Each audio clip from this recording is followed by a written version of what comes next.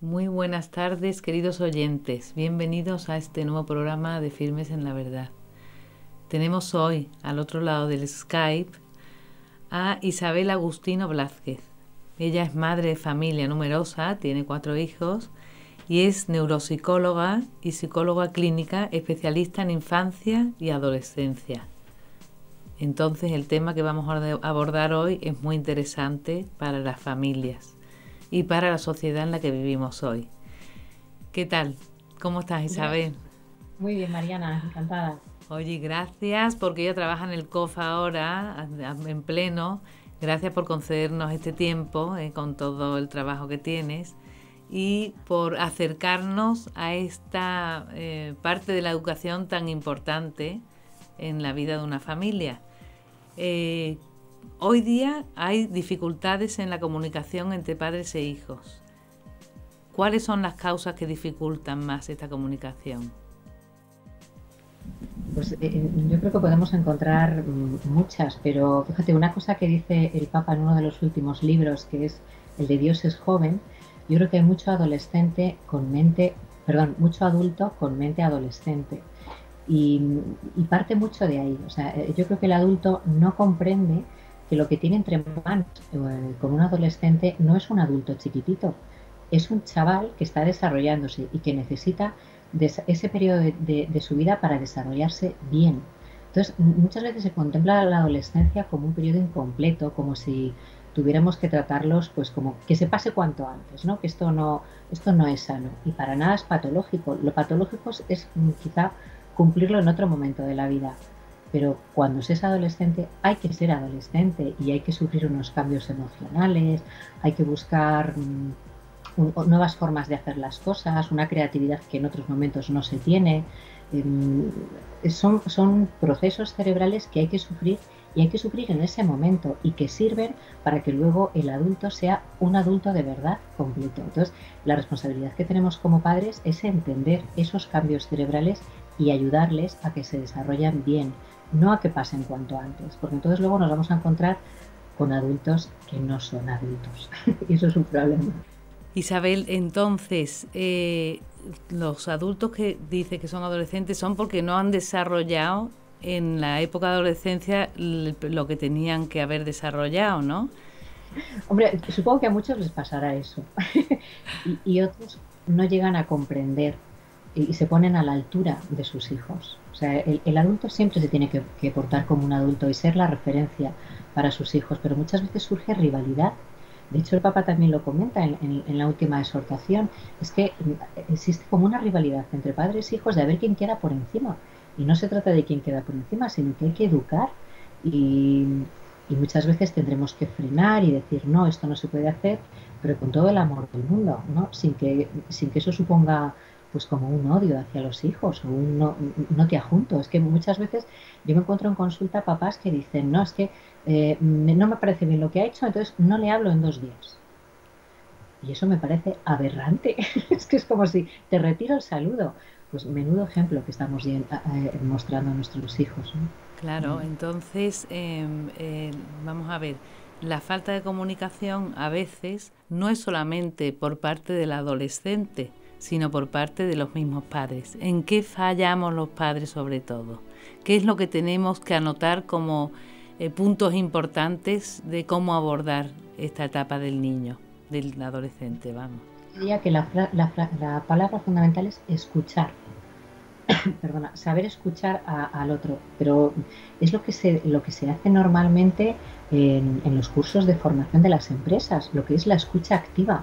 O sea, yo tengo que ser capaz de entenderte, de escucharte y de dirigirme hacia ti. O sea, lo mismo que estamos haciendo tú y yo, poniéndonos una enfrente de la otra, es necesario que eso lo podamos hacer con nuestros hijos. Y hoy en día hay tanto ruido entre medias que es imposible. O sea, los chavales te llegan del cole y te dicen, mamá, mamá, necesito...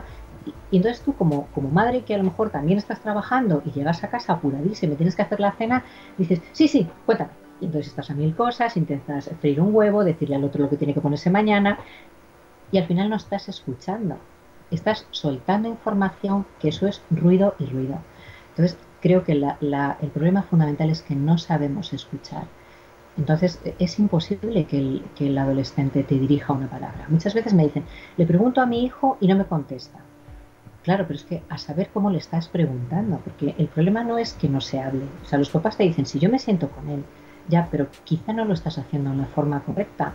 Por mucho que te empeñes en, venga, cuéntame tu vida. A lo mejor eres tú el primero que le tienes que contar algo de la tuya para invitar al otro a que hable. Pues yo creo que ahí es cómo, o sea, el cómo nos referimos, nos dirigimos, perdón, a los niños, a los adolescentes, eso es donde está fallando. Claro, y después también me imagino, por lo que estás diciendo, no solamente el cómo, sino también el tener una apertura más continuada, ¿no? Es decir, no es solamente cuando yo quiero y digo, ahora tengo este tiempo, venga, vamos a cronometrar, vamos a hablar. Claro, el niño a lo mejor no es su tiempo, o a veces no, a veces por la noche que estás agotado, que también es muy... Pero bueno, esa apertura que sea más continua, porque claro, eso es incontrolable, tiene que ser a lo mejor un momento que él te quiere contar o que él se siente que puede, ¿no? Que no buscamos espacios durante el día, por lo que tú dices de la ocupación. ¿Cómo sobrellevar eso? Es difícil, ¿no? Yo entiendo que cada vez más, pues eso, como los dos estamos trabajando fuera, o sea, papá y mamá trabajamos fuera, muchas veces tienes que ofrecer más que mucho tiempo, un tiempo de calidad, que realmente sirva al chaval para hablar contigo, para sentirse escuchado, porque eso ocurre mucho, lo dicen muchos papás, es que mis padres no me escuchan, o es que no puedo hablar con ellos. ¿Y por qué? Y las dos partes confiesan que hablan, que encuentran un momento, pero lo que hablan no es de calidad.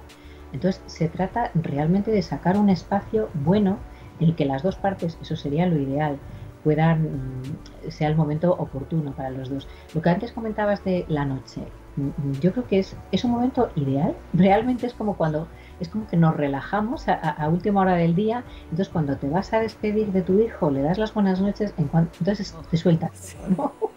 Y dices, ahora, de verdad tiene que ser ahora.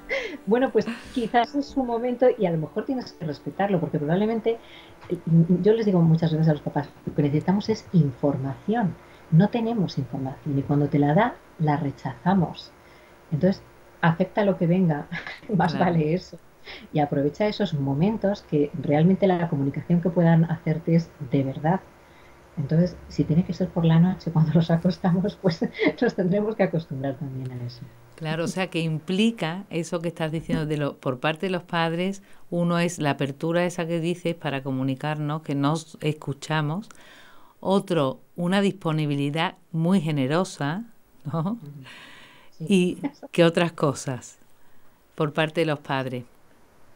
Pues mira, creo que el poder ser capaz de tener autocrítica, que los chavales a esa edad no la tienen porque se está formando, o sea, su proceso, los cambios cerebrales que están teniendo, uno de ellos es el poder ser más crítico con sus propios errores. Entonces, como a ellos les es muy difícil serlo, es el adulto el que tiene que mostrarles el camino. Entonces, no hay ningún problema en que yo pueda decir, mira, sí, me he equivocado.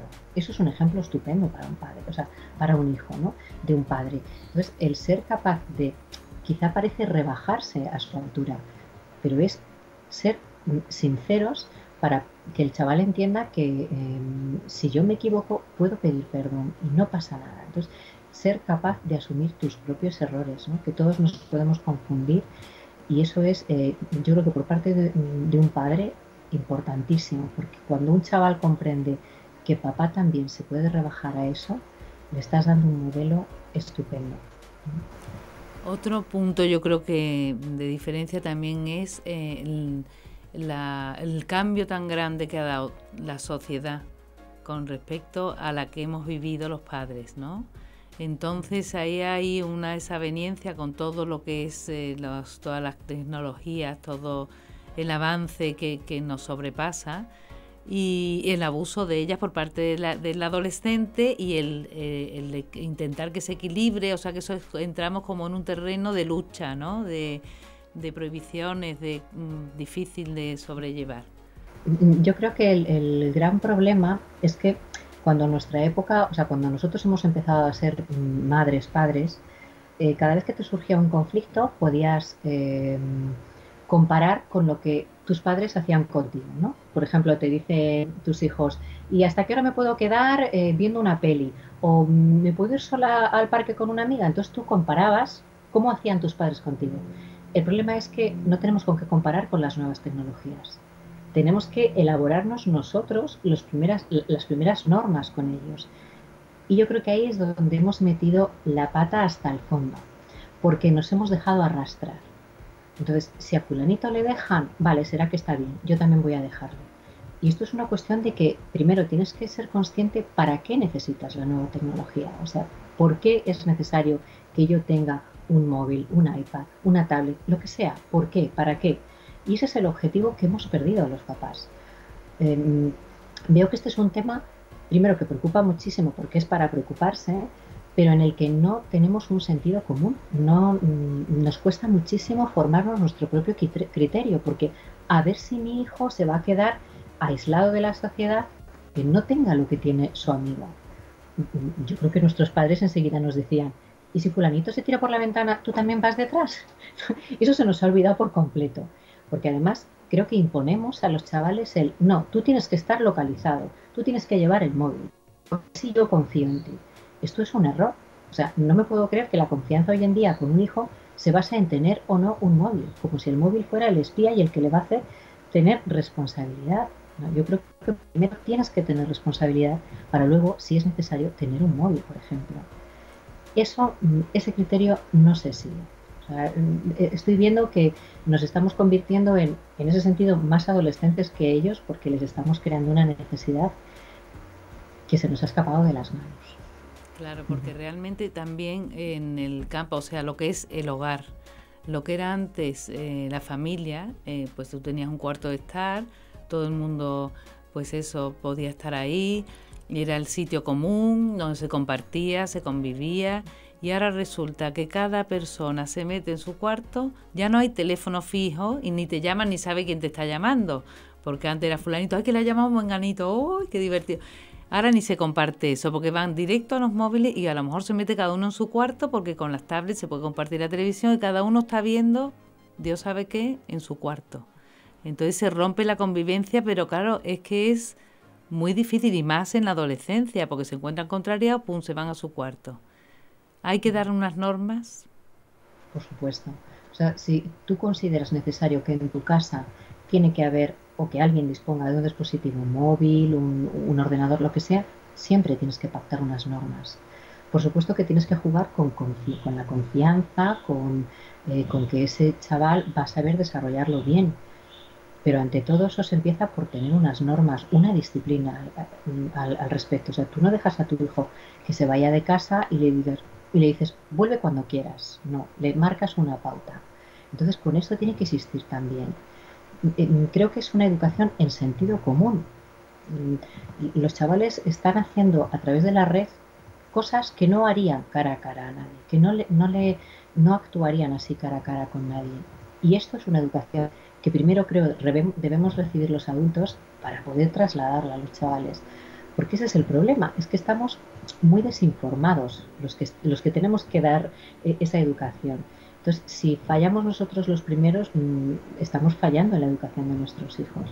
Entonces, volviendo a lo que decías, de que cómo se establecen esas reglas, pues evidentemente cada casa, cada familia las va a pactar de una manera, pero yo apostaría por sitio común para el uso de ordenador, siempre orientado para que cualquiera que pase por allí lo vea, claves al alcance de todos.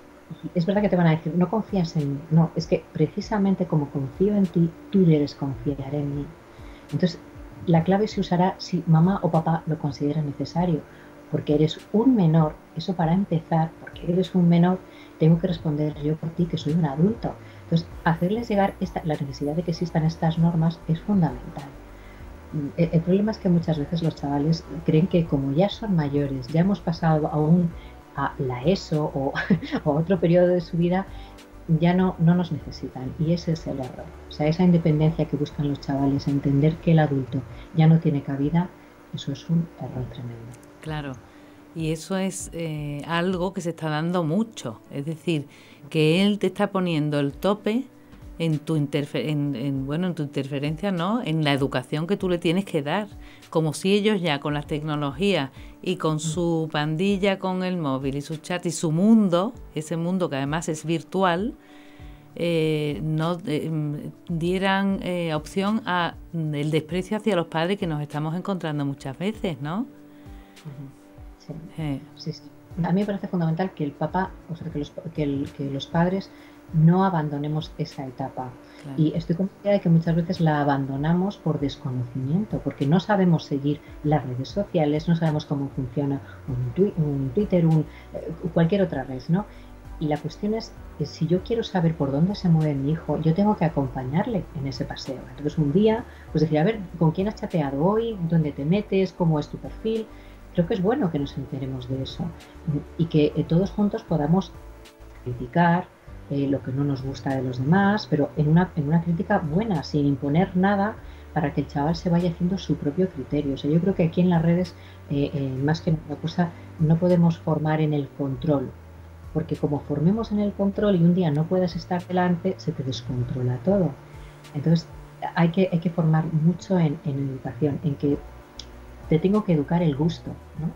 No puedes gustar cualquier cosa que veas ahí, y eso es muy importante. Claro, claro, en que ellos vayan discerniendo y escogiendo el bien y sobre el mal, ¿no? Que siempre vayan teniendo una opción también en su criterio. Lo que pasa que la dificultad que yo veo es que el niño ay, déjame, ay, que como si fuera su mundo aparte y que no comparten. Entonces, claro, desde pequeñito lo que tú dices, ¿no? También a lo mejor hace falta formación a los padres, ¿no? Un poquito de esfuerzo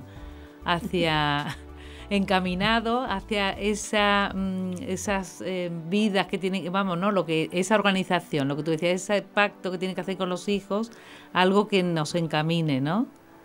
Sí, sí, sí. Yo creo que tienes que llegar a acuerdos, hay que hacerles entender por qué necesitas ese conocimiento y no estamos desconfiando de ellos, ni tampoco de los demás, pero evidentemente somos sus formadores, somos sus guías y tenemos que seguir detrás de ellos, si no es que seríamos malos padres. Y estoy convencida de que más adelante esto nos lo echarán en cara, el no haber podido estar con ellos en esta educación. Y tienes toda la razón, yo creo que los padres tenemos que formarnos en lo que a lo mejor no nos gusta. Claro, pero es que no nos queda otra, porque todos hoy en día llevamos un móvil y es que desconocemos muchas veces lo que hay detrás de un móvil. Bueno, después yo creo que también que esto se debe de empezar desde la infancia, ¿no? Es decir, si tú ya sientas las fases en tu casa de ese compartir también lo que van viendo, de elegir, o sea, cuando se emboquen en la adolescencia, el niño tendrá ahí un poquito de normas, de reglas, ¿no? Que le indican, indicadores, ¿no? Nuestra época pasaba con la televisión, ¿no? Claro. O sea, a lo mejor antes te salían los dos rombos o el uno y te ibas a la cama, ¿no? Pero ahora a lo mejor pues te salen programas que son de difamación más que de otra cosa, más que de formación. Y eso es lo que le va instruyendo al niño en esto es bueno para mí o no lo es, esto me va a aportar algo o no. Entonces, eso es lo que, si tú le estás marcando ya en otro tipo de tecnología como la televisión, creo que cuando asuma un móvil o una tablet se estará creando un buen criterio de selección. Y otra parte que te que comentaras, como neuropsicólogo, tanta tecnología quizá evita el desarrollo que tendría que tener el ser humano en otros aspectos, ¿no? Que hoy día, desgraciadamente, desde pequeño que les damos, con lo que tú dices, en la tablet, en la primera comunión, o sea, una sobreabundancia, pero ¿cómo afecta al desarrollo del cerebro del niño y del adolescente tanta tecnología? Pues mira, nos estamos encontrando desde obesidad infantil exagerada, desde el famoso déficit de atención. O sea, estaban recibiendo muchísimos estímulos y para ellos es facilísimo recibir esos estímulos. Como quien está todo el día viendo la tele y no se esfuerza, no necesita moverse para tener entretenimiento, ¿no? Aparte de eso es la incapacidad que tienen muchos chavales de relacionarse con los demás. O sea, tú puedes llegar a un centro donde se reúnan chavales y está el uno con el otro hablando por el móvil, sin mirarse a la cara. El otro día me decía en una charla que estábamos dando en un pueblecito de Madrid, me decía una mamá, mi hijo está saliendo o está pidiéndole salir a una chica a través de las redes sociales. ¿Qué opinas? Digo, qué poco futuro tiene eso, porque si no es capaz de dirigirse a ella cara a cara, no vamos a ningún lado. Pues estamos evitando. O sea, esto es una evasión, cuando debería ser una herramienta para que te aporte, con la que puedas aprender cosas importantes para tu vida. Lo estamos utilizando para evadirnos, para no enfrentarnos a una realidad que está ahí. Entonces, la mayoría de los chavales que vienen a consulta, cuando dicen es que están enganchados al móvil, no rinden en el colegio, llevan unas ojeras tremendas, o sea, no son capaces de responder a los estímulos del día a día. Es horrible, pero encima se dificultan las relaciones sociales, no tienen habilidades para relacionarse con los demás.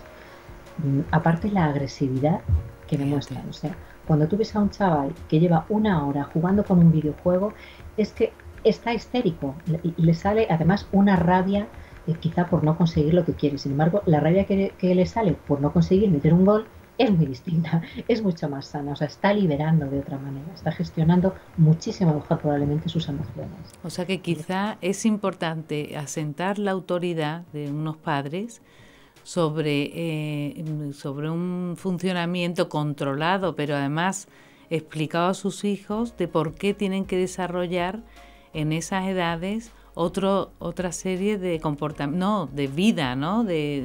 Haciendo deporte. Me imagino que encaminar al niño y al adolescente a evitar, o en la casa, por ejemplo, a la hora de comer, el móvil fuera, después de comer también, o poner normas claras y sin miedo a tener autoridad, porque es por su bien, ¿no? Pero es que esas normas, el problema es que las reclaman muchas veces cuando tú das un móvil sin reglas y ves que se te descontrola todo. Entonces dices, ¿y ahora qué hago? Bueno, pues para no llegar al ¿y ahora qué hago? Cuando tú le des un móvil, si tienes esa necesidad, si realmente es adulto como para llevar un móvil encima, entonces pactale unas normas. Me parece fundamental, móvil no en la mesa, o se desconectan los pitiditos de llega un mensaje, o voy a quitar a lo mejor el acceso a internet en determinados momentos del día. O sea, cada uno tiene que pactar sus propias normas, pero cada familia tendrá unas necesidades y lo hará de una manera distinta. La cuestión es que tenemos que pactar algo. No podemos dar un móvil como quien da un coche. Tú no le darías un coche a un chaval. Pues esto es igual. Necesitas primero entender para qué lo necesita, y si te convence, entonces aún así pacta unas normas de uso. Y respecto al adolescente, con los padres, ¿qué comportamientos hay hoy día en la sociedad más generalizados? En la falta de comunicación. ¿Qué es lo que más falla? Respecto al niño con los padres, no ya de los padres. Lo que yo me estoy encontrando es que muchas veces papá entra en consulta, o sea, los papás entran en consulta y el niño también. Los padres cuentan lo que le pasa al niño, se van y le dices al chaval, ¿estás de acuerdo? Y me dice, no, no tiene nada que ver lo que ellos perciben, que es un problema, con lo que perciben los papás. Entonces, muchas veces, o la mayoría de las veces, lo que dicen los chavales, no me entienden, no me entienden. Y probablemente las dos partes buscan lo mismo, es decir, que cada uno esté bien, tranquilo, que crezca bien, pero el problema es que no se llega a un acuerdo. Los chavales se sienten muy atacados, todo lo que perciben es ofensivo. Fíjate. ¿Y eso a qué es debido? ¿A qué es debido? Pues, porque en realidad se les exige menos, ¿no? Según vas diciendo. Ahí está el problema. Yo creo que ahí es dado en el quid de la cuestión. Está muy manida la frase, pero yo creo que esto tiene mucho sentido. Estamos infantilizando a los niños. Les estamos dando todo sin pedir nada a cambio. Esto que pasaba antes de que tú esperabas al Día de Reyes para tener tus juguetes que llevabas añorando todo el año, ¿no? Ahora pues tienes un chino en la esquina que te facilita muchísimo el regalar cualquier chorrada. El problema es que ese exceso de una chorrada, otra chorrada, otra chorrada, hacen que el niño no valore para nada. Este anuncio que dice, quiero vender un castillo porque mi hija está jugando con la caja, pues es que es así. Es que al final están jugando con cosas muy normales, muy triviales. Y sin embargo, a veces es el adulto el que le pone, el que le mete esas necesidades. Y no son tal, o sea, no deberían existir. Pero bueno, la cuestión es que estamos dando en exceso a los niños. Y luego te los encuentras en los colegios diciendo, es que yo tengo derecho a... Es verdad. Y no entienden la otra parte y unas obligaciones. Entonces, esas obligaciones se nos olvida porque como tengo derecho a, parece como si hubiéramos pasado de un extremo a otro.